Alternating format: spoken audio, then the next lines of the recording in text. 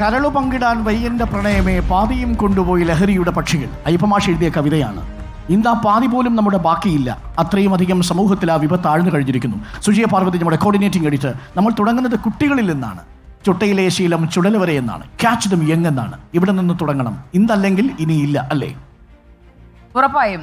കാരണം കുട്ടികൾ ഏത് വീടെടുത്ത് നോക്കിയാലും അവിടെ ഒരു കുട്ടിയെങ്കിലും ഉണ്ടാകും, അല്ലെങ്കിൽ കുട്ടിയിൽ നിന്ന് യൗവനത്തിലേക്ക് പോകുന്ന ഒരാളെങ്കിലും ഉണ്ടാകും. ഇന്നത്തെ നമ്മുടെ കേരളത്തിലെ ഓരോ കുടുംബത്തിലേക്കും ചെന്ന് കയറുമ്പോൾ നമുക്ക് മനസ്സിലാക്കാൻ കഴിയും, നമ്മളിവിടെ ഇരിക്കുന്ന ഓരോരുത്തരുടെയും വീട്ടിൽ ഒന്നുകിൽ നമ്മുടെ ബന്ധത്തിൽപ്പെട്ട ഒരു കുട്ടി, എങ്ങനെയായാലും ഈ ഒരു ആൽഫ ജനറേഷനിൽപ്പെട്ട ഒരാളെങ്കിലും നമ്മുടെ ചുറ്റുവട്ടത്തുണ്ടാകും. 2010-നും 2025-നും ഇടയിൽ ജനിച്ച ഒരു കുട്ടിയെങ്കിലും നമ്മുടെ പരിചയത്തിലോ നമ്മുടെ വീട്ടിലോ ഉണ്ടാകും.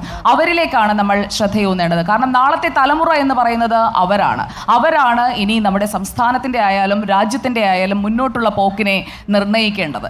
അപ്പോൾ അവരിലേക്ക് ലഹരി എത്തിക്കഴിഞ്ഞിരിക്കുന്നു. 9 വയസ്സ് മുതലുള്ള കുട്ടികൾ MDMA പോലെയുള്ള ലഹരി വസ്തുക്കൾ ഉപയോഗിക്കുന്നു എന്നത് നമ്മളെ ഇരുത്തി ചിന്തിപ്പിക്കേണ്ടതാണ്. യഥാർത്ഥത്തിൽ നമ്മൾ ഞെട്ടിത്തെറിച്ച് നിന്ന് പോകുന്നത് 4ാം ക്ലാസ്സിലൊക്കെ പഠിക്കുന്ന കുട്ടി എങ്ങനെയാണ് ഈ ലഹരി വസ്തു ഉപയോഗിക്കുന്നത് എന്നതാണ്. അതിനേക്കാൾ ചെറിയ കുട്ടിക്ക്, നമ്മൾ കോട്ടയത്ത് നിന്ന് വന്ന വാർത്ത അതിലും ഞെട്ടിക്കുന്നതാണ്. ചോക്ലേറ്റിൽ നിന്നുള്ള ലഹരി കഴിച്ച് ക്ലാസ് മുറിയിൽ ഉറങ്ങിപ്പോയ കുട്ടി എത്രയോ ചെറുതാണ്, 5 വയസ്സിലേക്ക് എത്തുന്നതേ ഉള്ളൂ. അപ്പോൾ ലഹരി വസ്തു എവിടെ നിന്നും ഈ പറയുന്ന ആൽഫയിലേക്ക് എത്താം. അതുകൊണ്ട് നമുക്കൊരു ആൽഫ മോഡ് ഓൺ ആക്കിയിടുക എന്നത് മാത്രമാണ് നമുക്ക് ചെയ്യാനുള്ളത്. അപ്പോൾ നമ്മുടെ ചുറ്റുവട്ടത്തുള്ള, നമ്മുടെ വീട്ടിലുള്ള, നമ്മൾ സമൂഹത്തിൽ കണ്ടുമുട്ടുന്ന ഓരോ കുഞ്ഞും അത് നമ്മുടെ ഉത്തരവാദിത്തമാണ് എന്ന് നമ്മൾ കരുതുന്നിടത്താണ് വിജയം.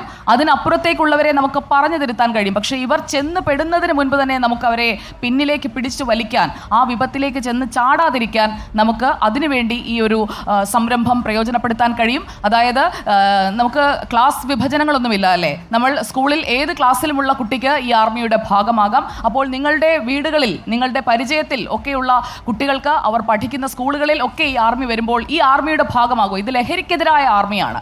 നമ്മുടെ സമൂഹത്തെ ബാധിക്കാൻ പോകുന്ന ഏറ്റവും വലിയ വിപത്തിനെതിരായ ഒരു ആർമിയെയാണ്. നമ്മുടെ രാജ്യത്തെ ആർമി എങ്ങനെയാണോ രക്ഷിക്കുന്നത്, അതുപോലെ ഈ ആർമി നമ്മുടെ സമൂഹത്തെ രക്ഷിക്കുമെന്നുള്ളത് ഞങ്ങൾക്ക് ഉറപ്പാണ്. അതുകൊണ്ടാണ് മുതിർന്നവരെക്കാൾ കുഞ്ഞുങ്ങളുടെ ഒരു സംഘം നമ്മൾ രൂപീകരിക്കുക എന്ന തീരുമാനത്തിലേക്ക് എത്തിയതും, അല്ലേ ഡോക്ടർ?